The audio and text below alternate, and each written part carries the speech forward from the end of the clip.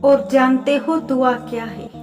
اپنی ہر پریشانی اللہ کے حوالے کر کے خود بے فکر ہو جانا۔ حضرت علی نے فرمایا، جسے تقدیر پر یقین ہوتا ہے وہ اپنے اوپر نازل ہونے والی مصیبتوں سے نہیں گھبراتا۔ تم وہ مانگتے ہو جو تمہیں اچھا نظر آتا ہے، اللہ وہ دیتا ہے جو تمہارے لیے اچھا ہوتا ہے۔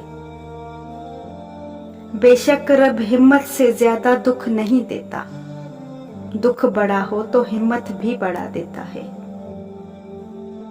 دکھ اور درد سے ملے ہوئے آنسو چھپانے کے لیے بہت فریب دینے پڑتے ہیں خود کو۔ بہت اہمیت رکھتی ہے وہ نیکی جس کا علم رب تعالیٰ کے سوا کسی کو نہ ہو۔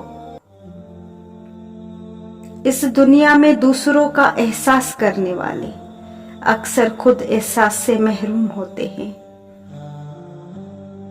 سچا اور کھرا انسان ہمیشہ تنہا اور اکیلا ہی ہوتا ہے، کیونکہ بھیڑ ہمیشہ جھوٹے اور منافق لوگوں کے ہی ساتھ ہوتی ہے۔